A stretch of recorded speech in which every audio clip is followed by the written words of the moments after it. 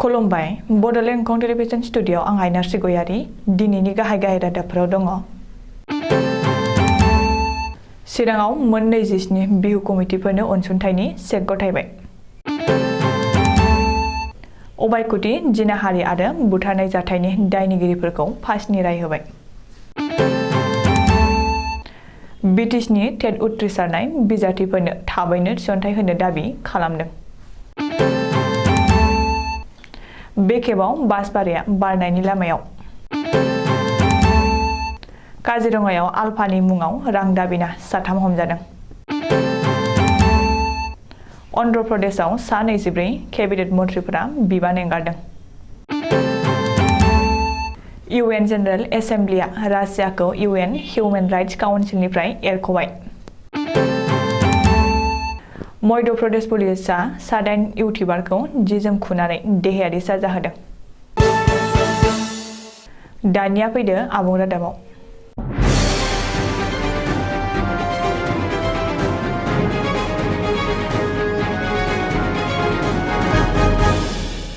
गिबि मन्थ्रि डक्टर हिमन्त बिश्व शर्माया 7 बैसागनि गेजेराव बैसागु फोरबो खुंग्रा रायजोनि 10 बोसोर गोजाम बैसागु खुंफुं आफाद एबा बिहु कमिटिफोरनो 1,50,000 रां अनसुंथाइ होनो फोसावनाय बादियै दिनै चिरां जिल्लानि बैसागु खुंफुं आफादफोरनो चेक गथायबाय।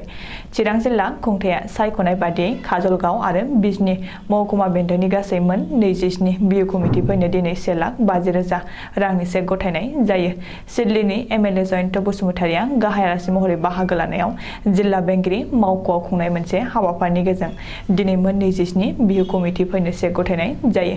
बे हाबाफारियाव सुबाइजार बियाबनि MCLA प्रताप बसुमतारि, चिरां दुवार बियाबनि MCLA सायखं बसुमतारि एबा बिसावरायग्रा जिल्ला बेंगिरि नरेन्द्र कुमार साह, SP प्रानजित बरामोनहा बाहागो लायो। बे हाबाफारियाव जिल्लानि सिङाव थानाय जोबोर गोजाम माखासे बिहु कमिटिफ्राबो सोरखारनि अनसुंथाइनिफ्राय गोजानाव थानांनायनि बागै सावरायनाय जायो।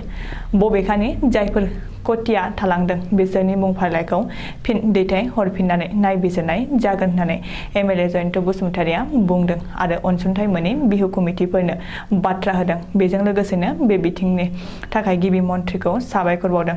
मख'नो गोनांदि बैसागु खुंनाय समाव जाहाथे रावबो जौ लोंनानै मटर गारि सालायना गिख्रंथाव जाब्रबथायजों मोगा-मोगि जानाङा बेनि थाखाय पुलिस बिफाना गोख्रों नोजोर होगोन होननानै SP प्रानजित बराया बुंदों। रायजो नाङै सोमावग्लुंनाय क'क्राझार जिल्लानि अबायकुटि जिनाहारि आरो बुथारनाय जाथायनि दायनिगिरिफोरनि सायाव दिनै बिजिरसालिया जोबथा राय होबाय। अबायकुटि जाथायनि 3 दायनिगिरिफोरखौ दिनै फासिनि राय होबाय। क'क्राझार बिजिरसालिया मख'नो गोनांदि गिबि खेबनि थाखाय क'क्राझार बिजिरसालिया दायनिगिरिनि सायाव फासिनि राय होदों। दिनै फासिनि बिथोन होजानाय आरो अबायकुटि जाथायनि 3 गाहाय दायनिगिरिफ्रा जादों मुजामेल शेख 20 बोसोर, नासिबुल आली शेख 19 बोसोर आरो परिजुल रहमान 22 बोसोर। क'क्राझार स्पेसियेल कर्टनि बिजिरगिरि सि चतुर्वेदीया साथामबो दायनिगिरिनि हेंथायै फासिनि राय होयो। मख'नो गोनांदि फासिनि राय मोननाय 3 लांसुनियाफोरा थांनाय बोसोरनि जुन दानाव क'क्राझार जिल्लानि अबायकुटियाव 2 उन्दै बैसोनि हिनजावसाफोरखौ जिनाहारि खालामनानै उनाव जिउ फोजोबदोंमोन। बे जाथायनि सायाव क'क्राझारनि एडिशनेल SP सुरजित सिंह दैदेननायाव मोनसे SIT दानानै नायबिजिरनाय जादोंमोन।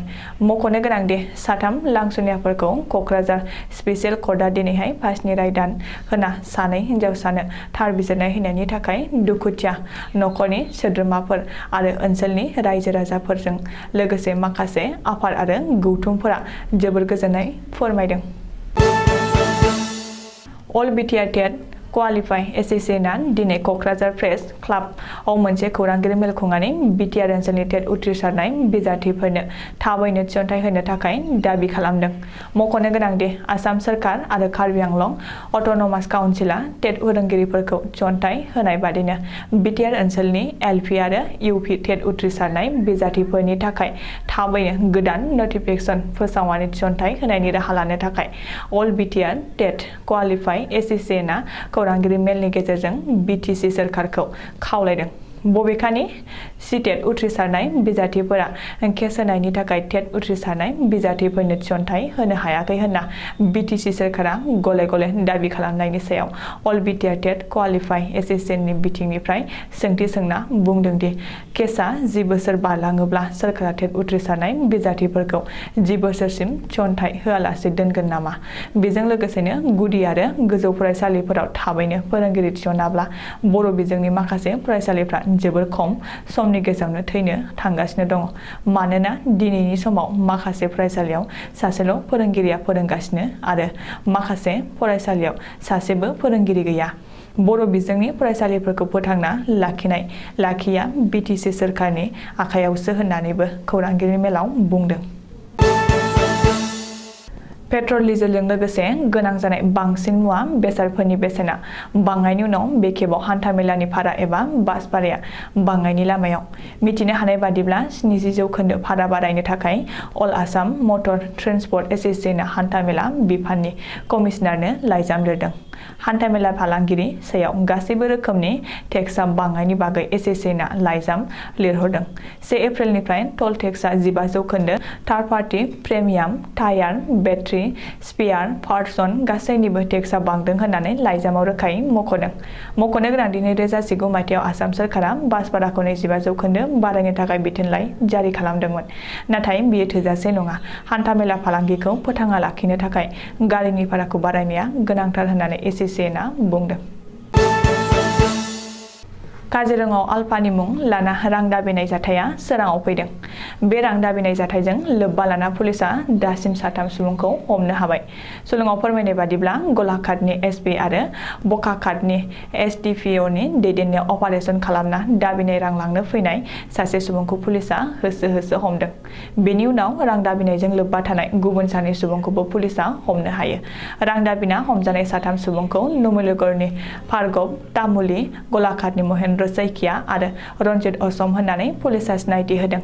दुथांफोरजों लोगोसे AS01BZ0231 नम्बरनि गंसे इन'भा गारि, आफादनि रेसिस बुक आरो माखासे फोरमानलाइफोरखौ पुलिसआ बोखांनो हायो। रिपर्ट बादिब्ला बलेसर मुंनि गंसे थाबायाव रन्जित असम मुंनि सासे सुबुङा फनाव हुमखि होनानै आलफानि मुङाव रां दाबि खालामहरदोंमोन आरो आसामाव थायोब्ला रां होनांगोन नङाब्ला आसाम नागारना थांनांगोन होननानैबो बलेसर थाबानि बिगोमाखौ हुमखि होदोंमोन होननानै थाबानि बिगोमाया खौरां बिजोङाव फोसावदों। गिबि मन्त्रि वाइ.एस. जगन मोहन रेड्डीजों दैदेनजानाय अन्ध्र प्रदेशनि वाइ.एस.आर. कंग्रेस दोलोनि गासै 24 केबिनेट मन्थ्रिफोरा गावबा गावनि बिबानखौ एंगारदों। सुलुङाव फोरमायनाय बादिब्ला फैगौ 2024 मायथाइयाव जानो गोनां बिधान सभानि बिजाथिफोरखौ नोजोर होनानै बिबानखौ एंगारनाय जादों। आदार जगायग्रा बिफाननि आगु मन्थ्रि कडाली ननिया खौरांगिरिनि सिगाङाव फोरमायनाय बादिब्ला फैगौ 11 एप्रिलाव सिगांनि 7 एबा 6 मन्थ्रिखौल' लाफिननानै गासिबो गोदान मोखांनि मन्थ्रि परिषदआव हाबसननो हागौ। कडाली ननिया खौरांगिरिनि सिगाङाव बुंदों दि रेड्डी मन्थ्रि सभायाव गोदानै मन्थ्रि मोनफिनो ना मोनफिना बियो आंनि थाखाय जेबो अरजाया, नाथाय वाइ.एस.आर. कंग्रेस दोलोनि सासे भाइखि महरै राजनैतिकनि फोथाराव गोख्रैयै खामानि मावलांगोन। बेनि अनगायैबो आगुनि केबिनेट मन्थ्रि पारनी वेंकटरमणआ बुंदों दि आथिखालाव गिबि मन्थ्रि वाइ.एस. जगन मोहन रेड्डीनि थांखिया जोबोर मोजां जादों। मानोना दोलोखौ दैदेनलांनोब्ला बेबायदि सोलाय-सोल' खालामनांगौआ जोबोद गोनांथि दङ। इउक्रेननि बुसायाव दाय गैयै सुबुंफोरनि सायाव बुथारग्लुंनायखौ नोजोर होनानै इउएन जेनेरेल एसेम्ब्लिआ आथिखालाव इउनाइटेड नेशननि हिउमेन राइट्स काउन्सिलनिफ्राय एरख'बाय। मख'नो गोनांदि सुक्रुबारखालि जालांनाय इउएन जेनेरेल एसेम्ब्लि जथुमाव भारतआ नुजाथियाखै एबा बाहागो लायाखै। भारतजों लोगोसे गासै मोन 52 हादरा बे जेनेरेल एसेम्ब्लिआव बाहागो लायाखैमोन। अदेबानि मोन 93 हादरा रासियानि हेंथायै भट होदोंमोन आरो नुजानाय गासै मोन 24 हादरा बेनि उल्थायै भट होदोंमोन। मध्य प्रदेशनि सिरियाव 9 इउटिउबार पर्टेल जार्नालिस्टफोरखौ पुलिसआ थाना सिङाव जि-जोम खुहोनानै गाज्रि देहायारि साजा होनाया सोराङाव फैदों। इउटिउबार जार्नालिस्ट कनिष्क तिवारीआ मिथिहोनाय बादिब्ला नीरज कुमार मुंनि सासे जार्नालिस्टखौ पुलिसआ हमनानै थानायाव लांदोंमोन। मख'नो गोनांदि नीरज कुमार सिरिनि बिजेपि एमएलए केदारनाथ शुक्लानि हेंथायै खौरां फोसावदोंमोन।